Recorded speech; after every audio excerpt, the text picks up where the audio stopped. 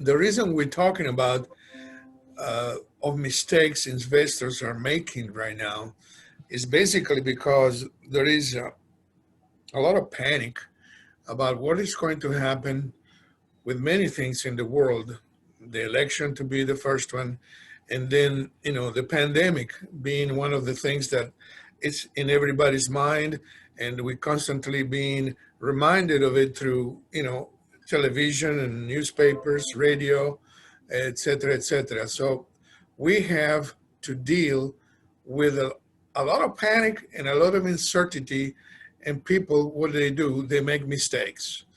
And if we're looking at the general state of the U.S. economy in general, uh, starting, let's say, from January 1948 until July 2020, the unemployment has been an average of 5.6%, which is not that bad, considering the fact that when you look at the unemployment, there's a lot of people changing jobs, or there's a lot of people really some of the people, when you get to that to 2.5 to 3%, it's basically full employment. The employment rate in September of 2019 was about 3.5%. So exactly, most likely, almost full employment.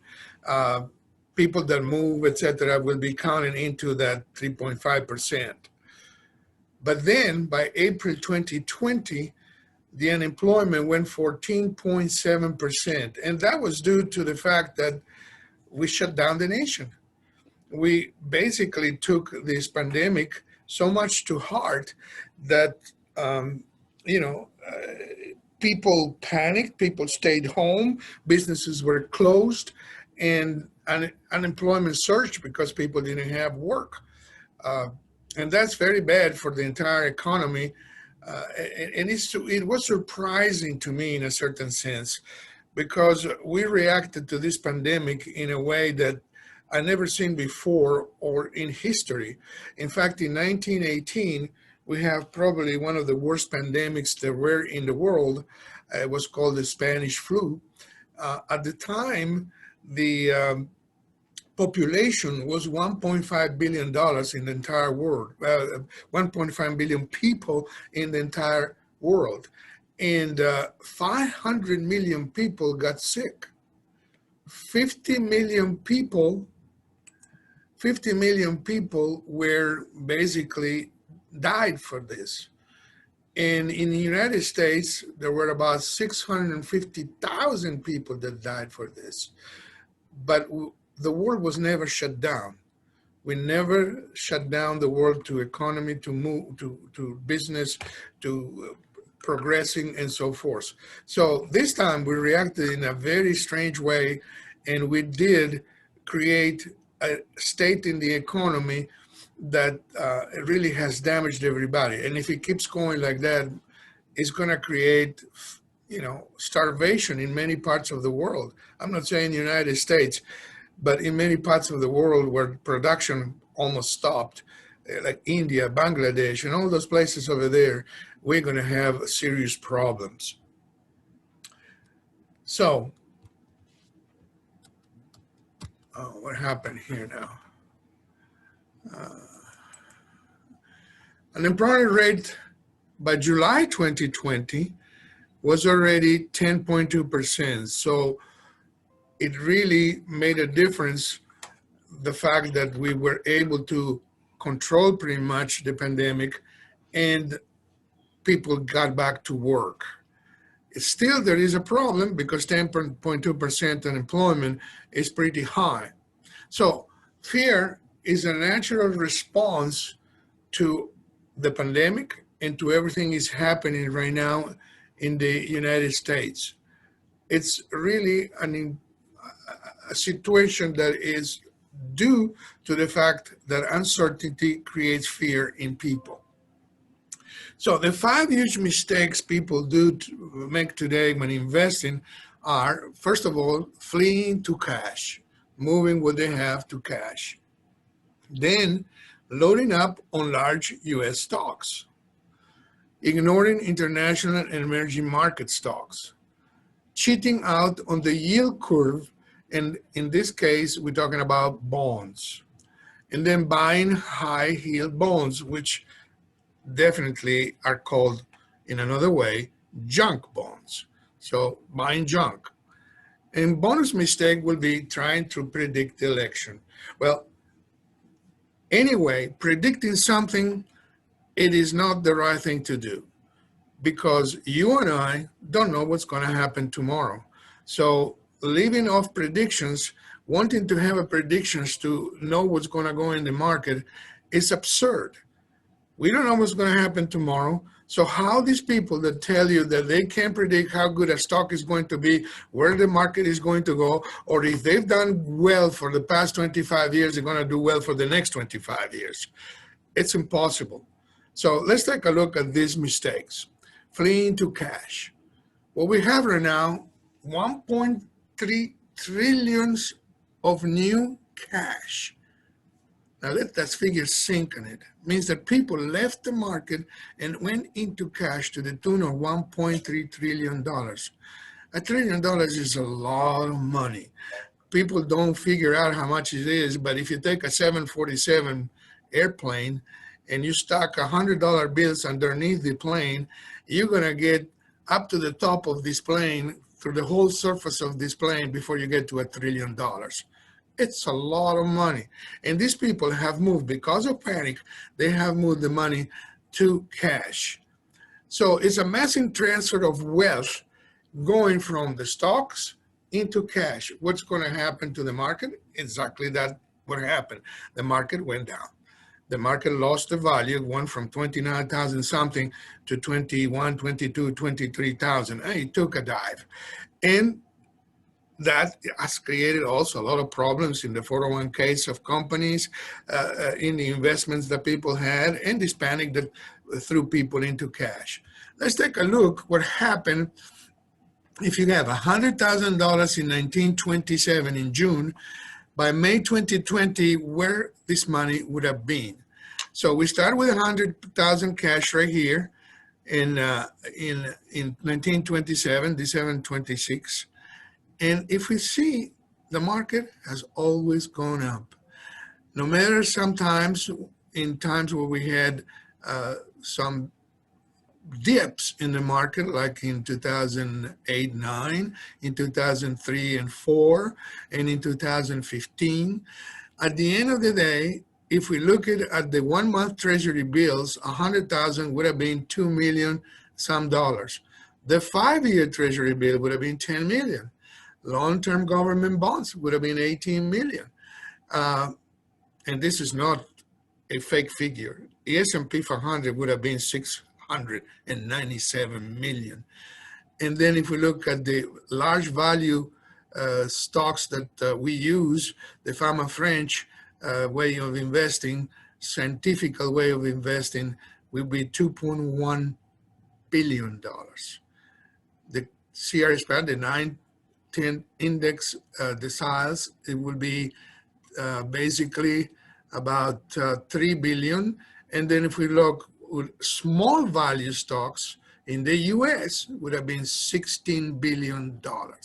So that tells you that if you stick with the market, you don't panic, you don't get out of it, and you keep going, and mostly you rebalance, that's what should be done, then the market is going to pay off. Panicking and going to cash is the worst thing you can do, because at the end of the day, you're going to have to get back into the market one day, and you're going to do it at the wrong time.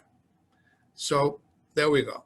The Great Depression was there, the World War II, Pearl Harbor, Hiroshima, Korean War, then the Kennedy assassination, Vietnam War, Nixon resignation and Watergate, Black Monday, I remember that, and then SARS outbreak, and then 9/11, and then credit crisis, and then COVID-19 that created this dip in the market. All of these things have created dips in the market for a time, but then the markets have always recuperated and gone up. So investors are sitting on the biggest pile of cash ever. Amid head-spinning economic uncertainty and stocks market volatility, many investors have rushed into money market funds. Big mistake. So today we have 5 trillion in total money markets. What we had before, plus the 1.3 trillion that went to cash, makes a $5 trillion deposit in money markets. Unbelievable. If we look at the worst time in the world, probably was World War II. 75 million people died, and a lot of people died because of genocide, massacres, mass bombings, disease, starvation, and other reasons. It really was the worst time we had last century as far as things that happened to this world. But let's take a look at what happened on the S&P 500 during all that time, from 1939, just before the war, to 1945. The S&P 500 index, the annualized return every year, it returned 12.68% with a cumulative return of 106%, 0.76. So no matter what happened in the world, the market responded positively to it. And we are talking only about this S&P 500, which are the best 500 companies in the United States. If we take a look at different times in the market, on a balanced portfolio of 60% of stocks and 40% bond, gross of fees, you would have for October 1987, you will have, after the crash, we will have a 33% increase after 3 years and 76% increase after 5 years. If we look at 1989, it was minus 2% after the first year, but then 23% up in the next 3 years and 61% up in the next 5 years. And so every time, going down to August 2011, when we had the US debt downgrade, we had the market, after a year recuperating 7%, after 3 years 36%, and after 5, 42%. So every time that we had a crash of some sort, every time they have a problem of some sort, every time we had something going on that was not correct in the economy of the countries, market came back within 3 to 5 years. So leaving the market, going to cash, doesn't make any sense, because you're never going to catch that 76% increase, because you're going to get back in at the wrong time. Again, we can see with this graphic how the markets increase after every time that there was a problem. Bear markets were in 1930s, 30, 31, 36, 34 months. There was a 22 months increase between the 46 and 61. There was another bear market of 21 months at the time on between 1962, 63 and 1986, and so on. But every time, look at the increase of the market, 115% in 167 months, 936% in 181 months, and then the last one, 451% in 130 months. Wow. Does it pay off to move out to the market into cash and panic and destroy your portfolio and your future by doing so? So the point is that you need to rebalance. Very few people do the rebalancing. I would say that you can count them on one hand in the United States, people that rebalance. We do. Our company rebalance. Matzo Money rebalances every quarter. So what happens?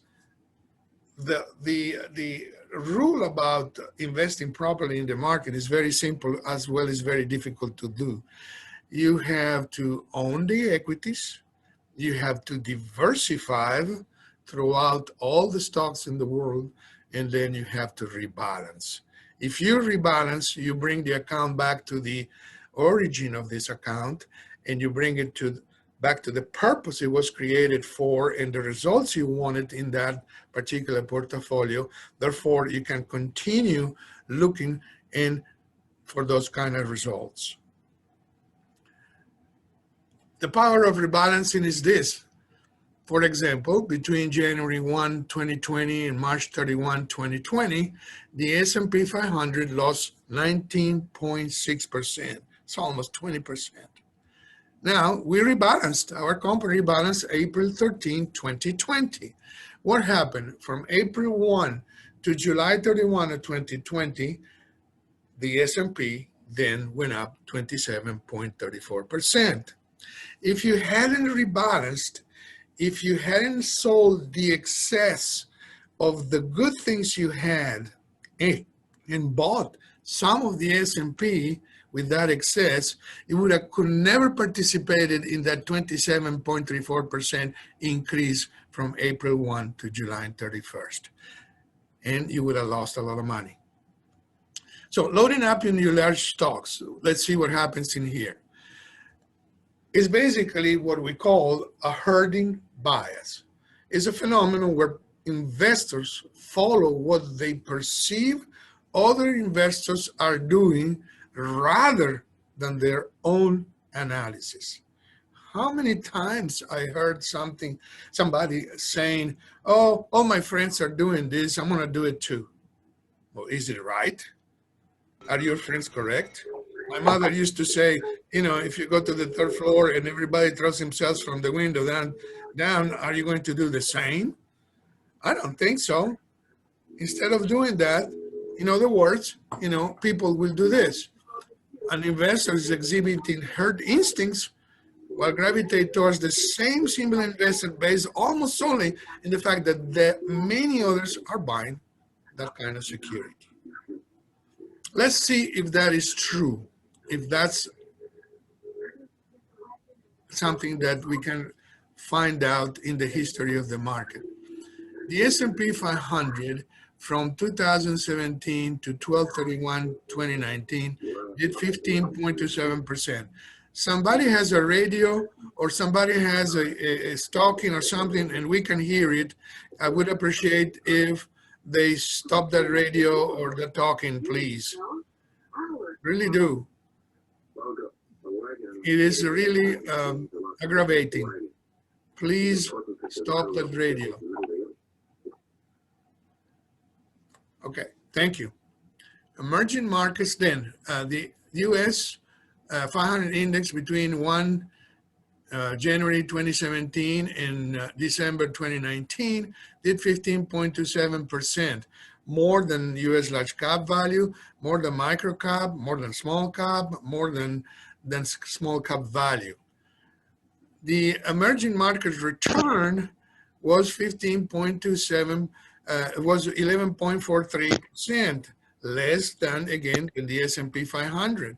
If we look at international markets, they were 6.9, 10.7, 8.3, 9.5, less than the 15.27% that the S&P was doing during that time. So what do you think people did? People went and bought the S&P 500. They decided that was the place to be and ignored everything else that was over there. Fine. Let's see what happened then from 195 to 3/31/2000. The S&P 500 was 27.58% annualized return, but the NASDAQ was 41.48. So why not go all to the NASDAQ? And that's what people did because we have the tech crash. Everything else was doing less.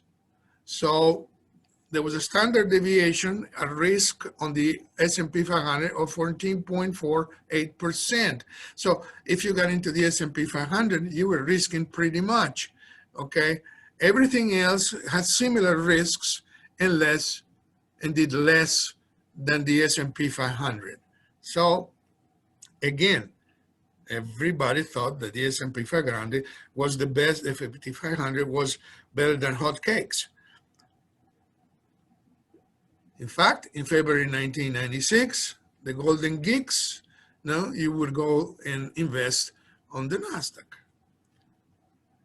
By October 1998, Hey, the Ultimate Investment Club told you what to do, and especially Mr. Kramer with all those bells and whistles was telling you what to do. And was that right? Well, let's see. Here we go. May 1, 1995, September 2002. We're going to see $100,000 invested in the market. And what is that the S&P did is the dark line. The S&P went up, went down. The NASDAQ took a big jump up and was fantastic. But then everything went back to almost what you had before. So basically, it took 15 years to recuperate whatever you had done, starting with 100,000 and do something more. Even with a big increase of the Nasdaq and the S&P during the years 2000s. Let's take a look. S&P 500 from 1/1/2000 till 12/31/2010 returned 0.41%, while small cap value 14.28, US small 12.2.6, emerging markets 10.9, small cap international 10.4, and so on. Everything did better than the S&P 500 besides the Nasdaq. So what was the deal? Will I stuck with the S&P 500 and then lose all that money? That's what happened. Instead, what should have been happening is that we should have taken some of that excess that we had, some of the good stuff we had on the S&P, and bought everything else that was down, because in time between 2000 and 2010, those things that were bad before came back, and came back strongly, way more than the S&P 500. The same thing happened between 2000 and 2001. In a year, what we see here is that the S&P 500 went down 21%. The small value stocks were up 16.9%. The large value were up 16.08%, and so on. Everything was more. International lost too. So the good thing would have been to sell the excess that you had in other things and start buying the S&P and the internationals. That's the logic thing to do, to have a portfolio that will function. The same thing happened with 2000 and 2005. The S&P was the worst one. So we should have sold some of the mentioned international small cap value that made 22%, and some of the US small value researcher was on 19, and bought some of the S&P, because the S&P came back afterwards, and we would have been in good shape instead of waiting until the market comes back and then buying late. Same thing happened in 2000 and 2010. Minus 0.65 for the S&P, but 14.6 for small cap value international. Well, the same thing. Sell some of those, buy some more of the S&P, but not buy the S&P when it's at 21% and everything else is low. You sell the S&P at the time and you buy what's low. That's what makes sense. Let's see the performance between April 2000 till March 2020. The S&P 500 annualized returns was 4.79%. So total return of 154%, with a standard deviation with a risk of about 19.8%. So it is really where you want to be. The majority of what you want to bet, the majority of your money, is really where you want to be when that happens. Ignoring international and emerging market stocks is the point. Modern portfolio theory is a financial theory that attempts to maximize portfolio return for a given amount of risk. Basically, it's a theory that tells you that you can put together risk and return in a way that a certain risk should correspond a certain return. It is predicated on diversification of assets. You cannot achieve that unless you totally diversify your assets. Here's the theory. You get the risk going one way and the returns going up the other way. As you increase the risk, you can increase your returns. But if you take this particular situation, let's say on a 50-50 mix of securities, you can increase the return if you use the modern portfolio theory, which suggests that risk may be reduced through the diversification. So the more you diversify, the higher is going to be your return. The more you sell the excess of what you have and buy what's going down and diversify on all of these stocks, the more you're going to be in this curve and not in this straight line. Here it shows the correlation in between the matrices.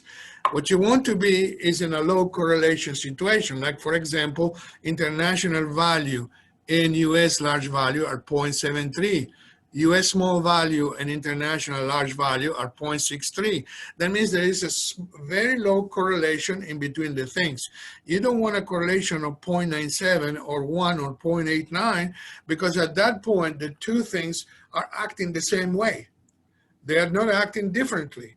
So there is no point to the diversification if you have a correlation that is higher instead of a lower correlation.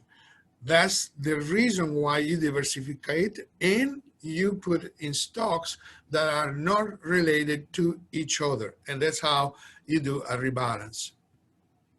Like for example, we have international diversification, 1970 to 1989. We had the S&P doing 20.85, but the Europe, Asia, and Far East index was 18.44, and so on. In 1970, it reversed a little bit to 2019. But if you do take care of diversifying the proper way, buying what's low and selling what's high during that time, doing this rebalancing, you will always be in a position of having the best response from the market and growing. You may not grow as much as the S&P did, 20-some% in a year or in 5 years, etc., but you're going to be steadily growing instead of going backwards. And if you go backwards, by rebalancing, you can reset your portfolio to perform better and suffer much less during that time because of the losses.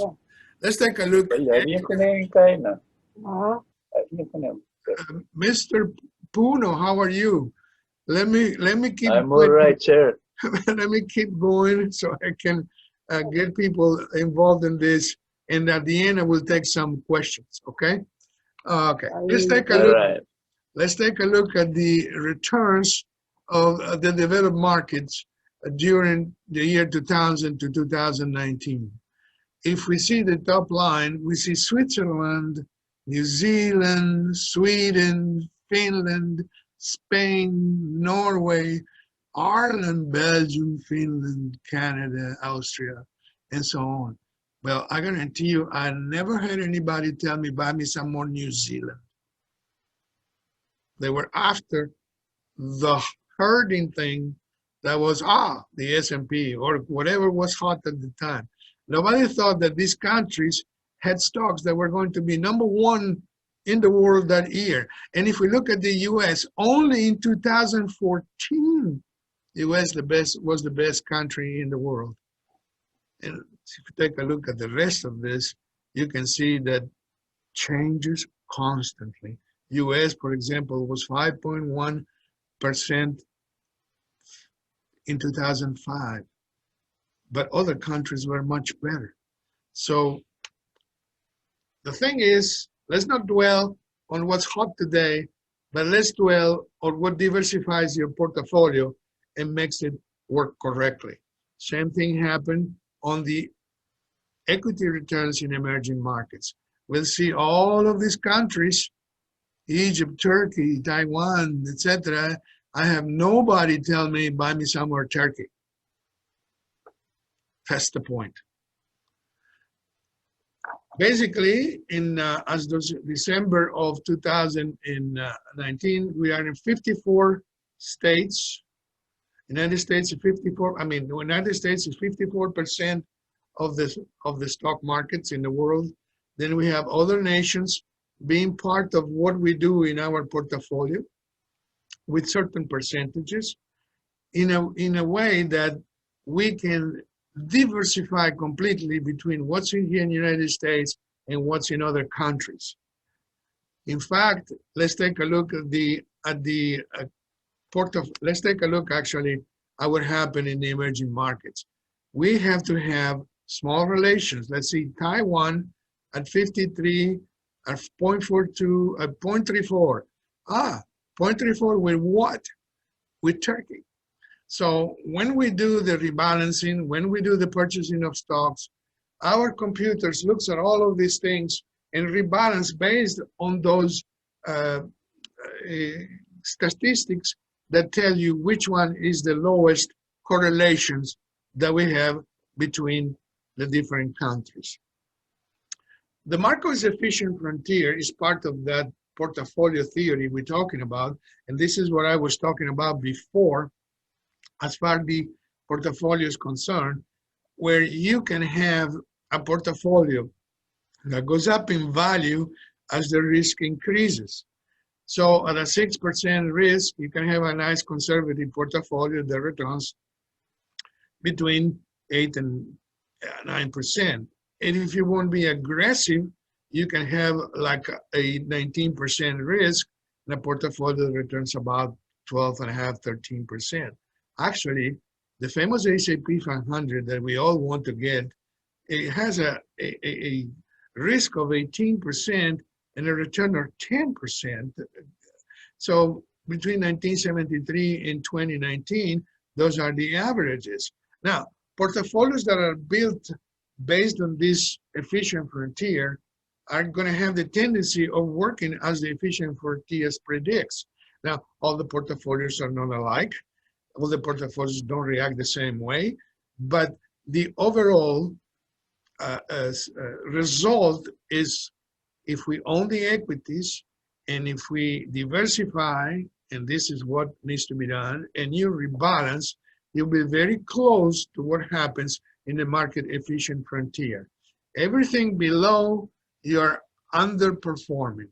And if you go up on top of that curve, it's pure fantasy. If somebody tells you can get 20% return, you need to loaf all the way down to the bank and forget about it.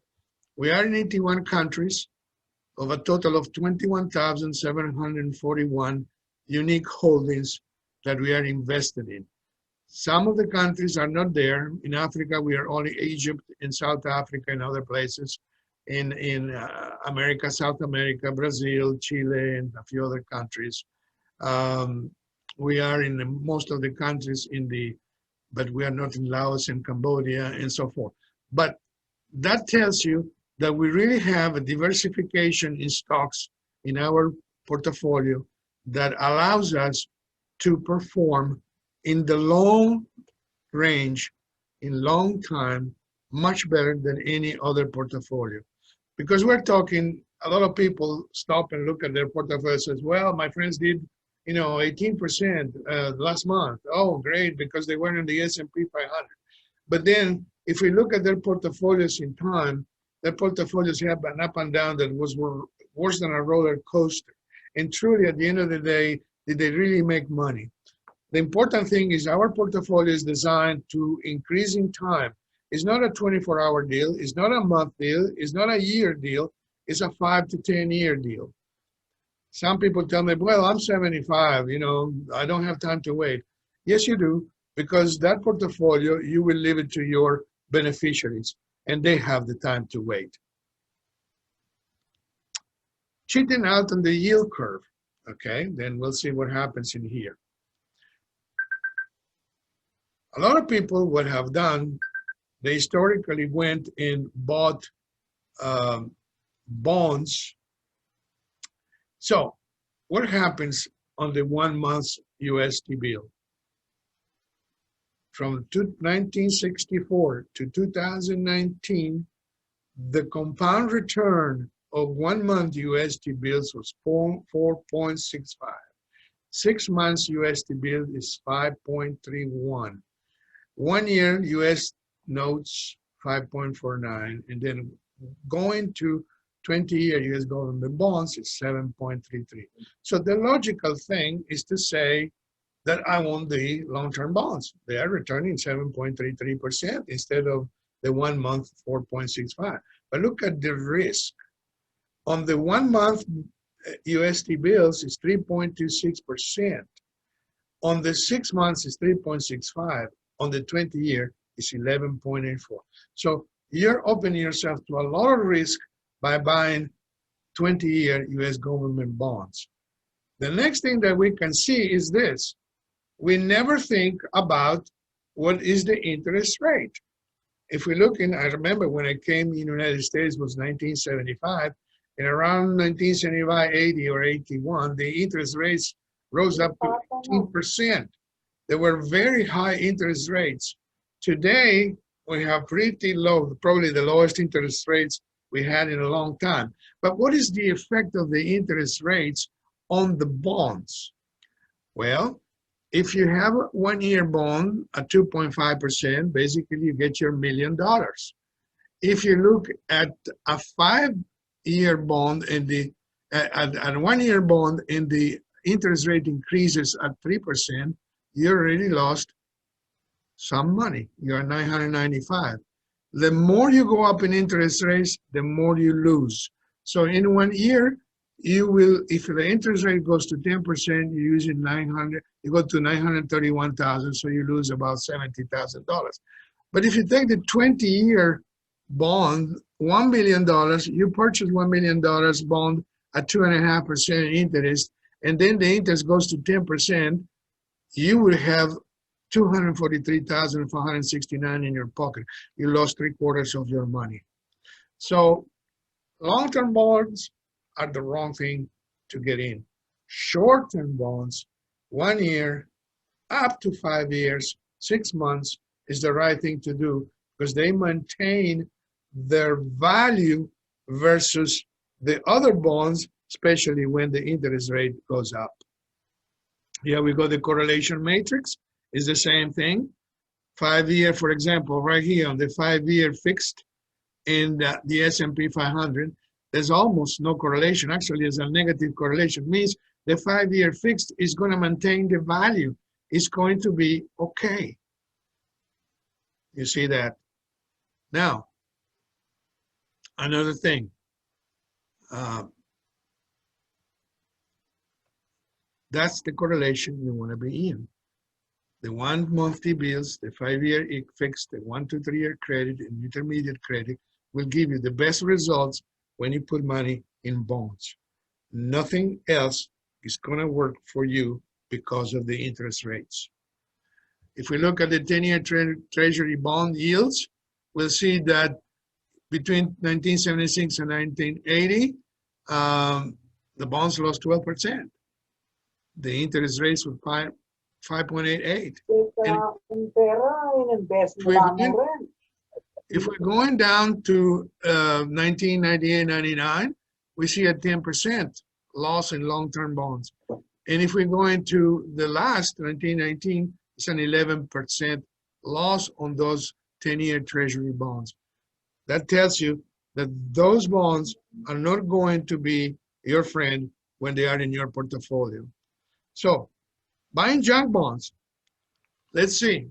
Investment grade default rate means the good bonds, the default rate is 0.09%, very low. When you go to junk bonds, speculative grade default rate is 3.61. That is huge. That is a huge difference in between the rates of investment grade and speculative grade. And that's between 1981 and 2019, so during the last 31 years.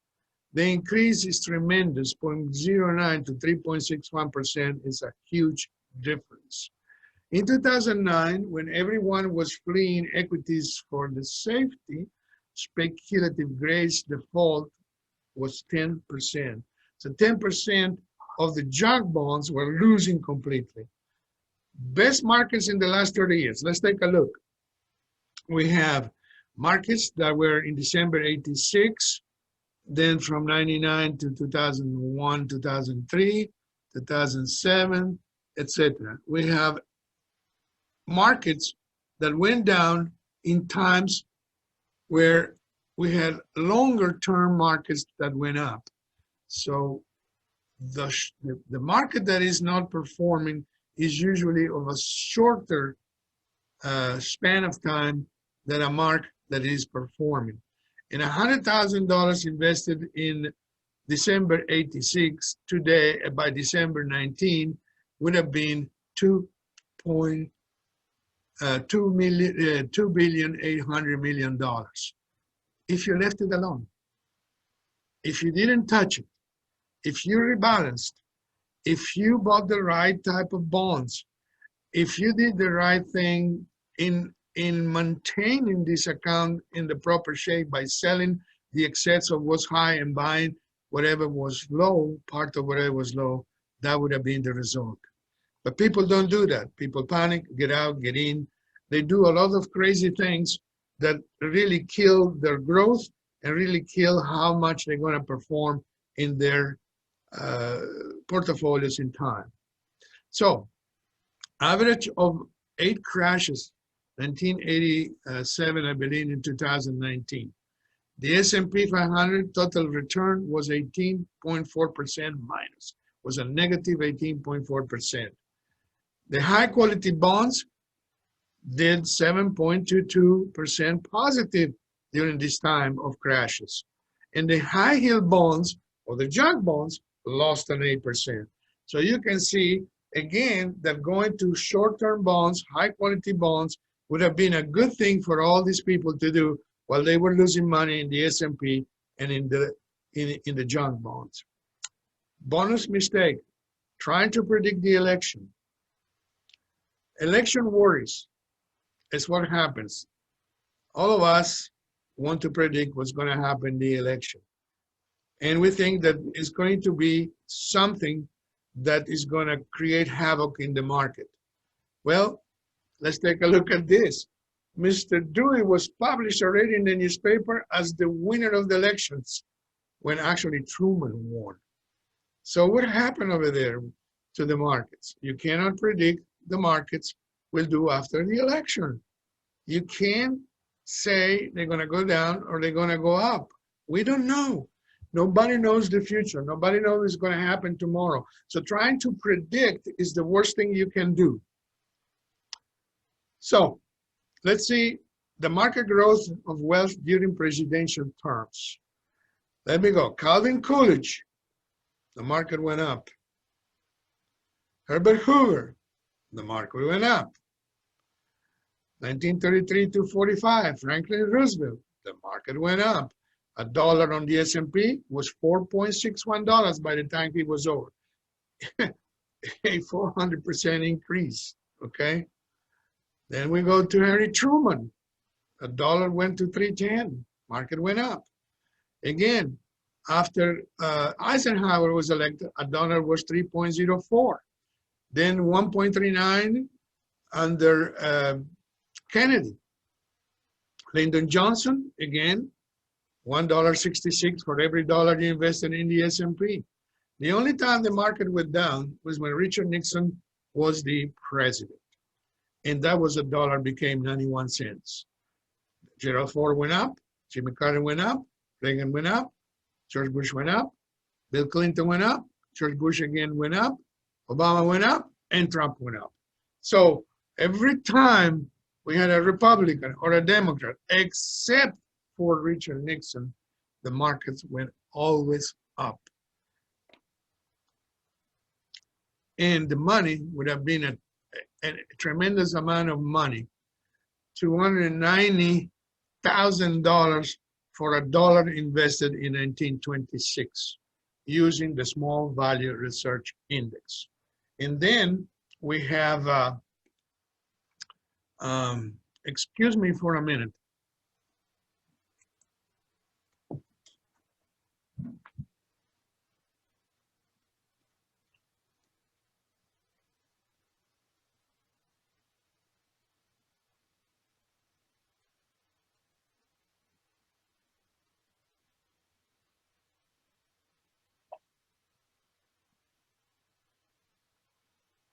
Oh.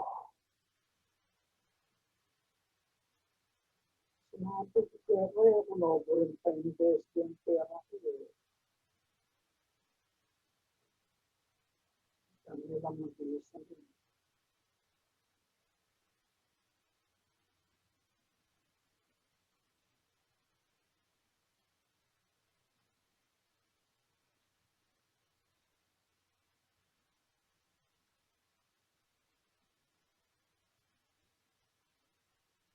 Kano na pang makatakin? Nakakabas yung 87 lang. Ha? 87.5.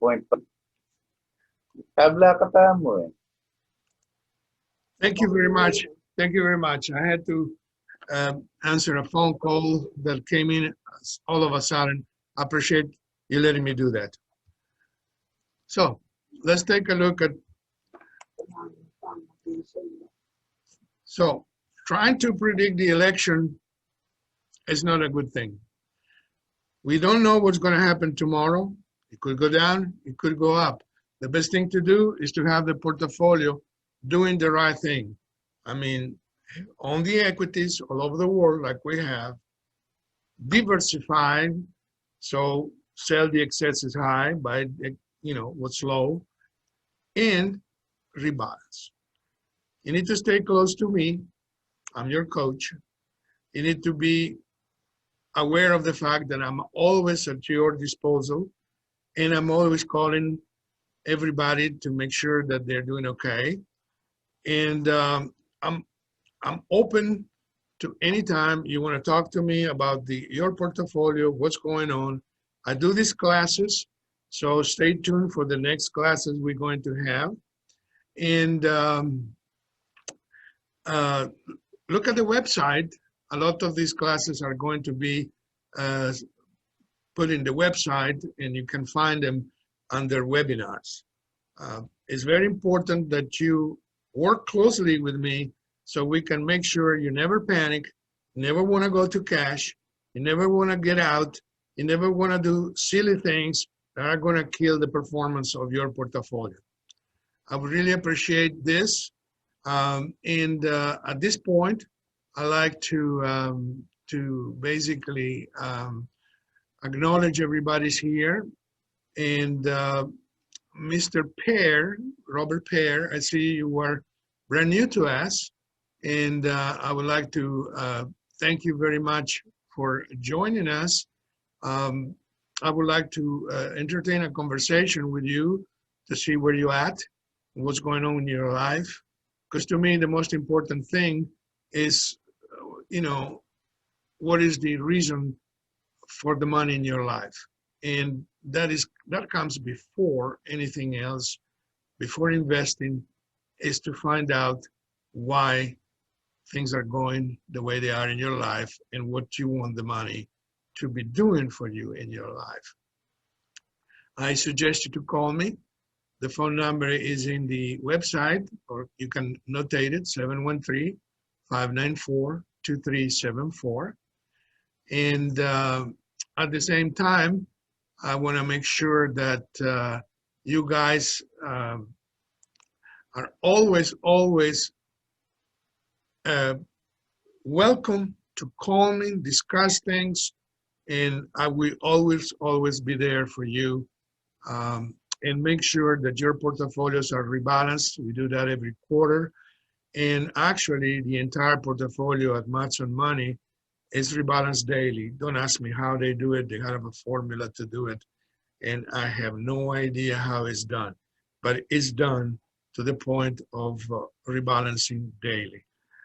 It's a great thing to have you here. It's a great thing to have you as a client. And I hope you feel comfortable with us. And let's keep on trucking. Thank you very much.